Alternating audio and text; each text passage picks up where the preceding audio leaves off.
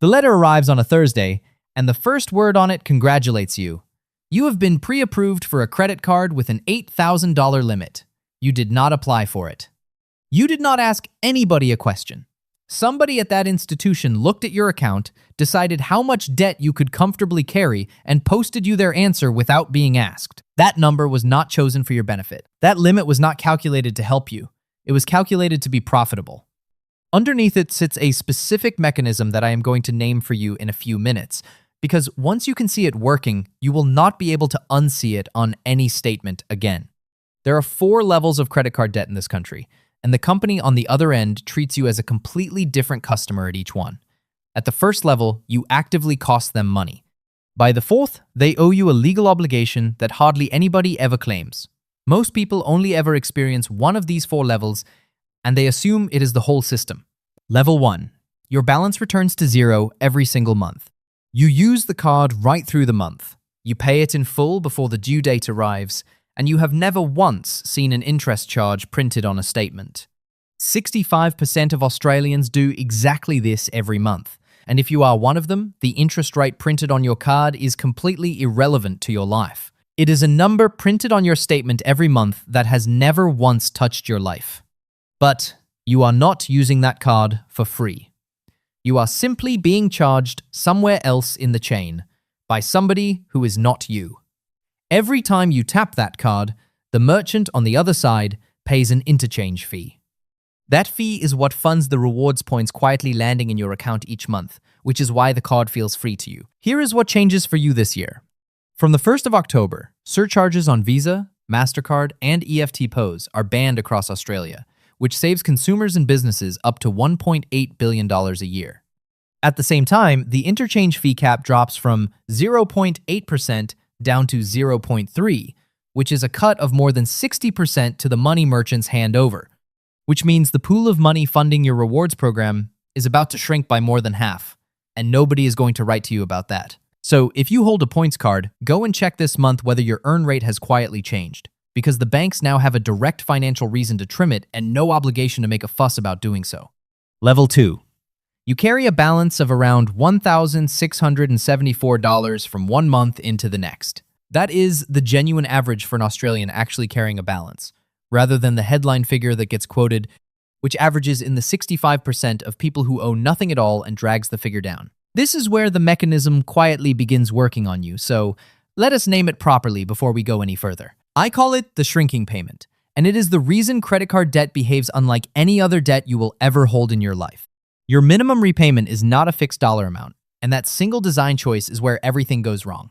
It is a percentage of whatever you currently owe, typically 2%, which means the more you pay it down, the smaller your required payment becomes.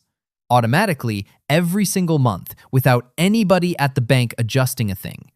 That sounds generous. It is the opposite. A payment that shrinks in step with your balance is a payment engineered never to finish.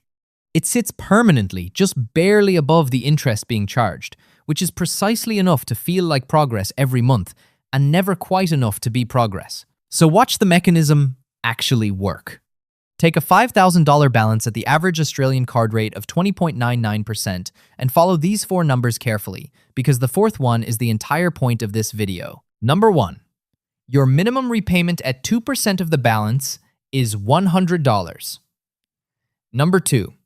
The interest charged on $5,000 over a single month at that rate comes to $87.46. Number 3. Now subtract the second figure from the first. $12.54 of your $100 payment actually reduces what you owe. The other $87 and change simply pays for the privilege of continuing to owe the money. Number 4, and this is the one that matters.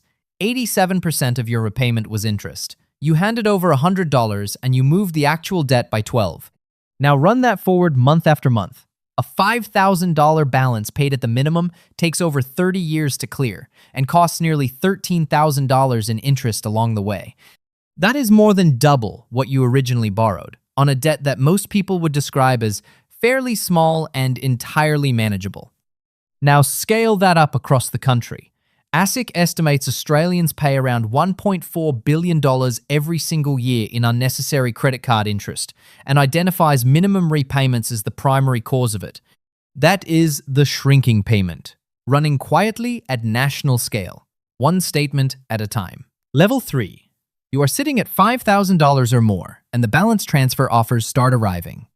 0% for 18 months, sometimes 24, always printed in the largest font anywhere on the page. These genuinely work, and I want to be straight with you about exactly when they do not, because a balance transfer taken for the wrong reason will leave you meaningfully worse off than doing nothing at all. It works if two things are true. You can clear the full balance inside the promotional window, and you stop using the old card entirely.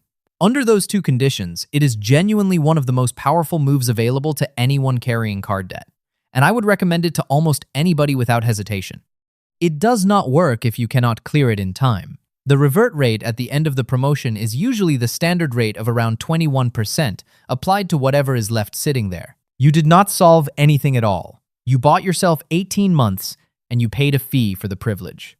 It also does not work if you keep the old card open and carry on spending on it, which is by far the most common outcome of all. Then you finish up with 2 debts instead of 1, plus a transfer fee of somewhere between 1 and 3% of the balance sitting on top of both. And here is the detail buried in the terms. New purchases on the transfer card usually do not get the 0 rate at all. They sit there quietly, accruing interest at the full standard rate, while every dollar you repay is applied to the transferred balance first. So the honest rule is simple. A balance transfer is a repayment tool, never a breathing space. If you are taking one because you need breathing room to keep spending, it will cost you more than doing nothing. That is the honest version, and most comparison sites will not put it that way. Level 4. $20,000 or more, and the whole relationship changes character entirely. This is where the collections calls begin.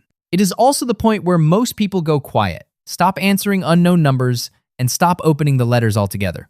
Which is exactly the wrong instinct, because at this level, you hold a legal right that costs nothing to exercise and that hardly anybody ever claims.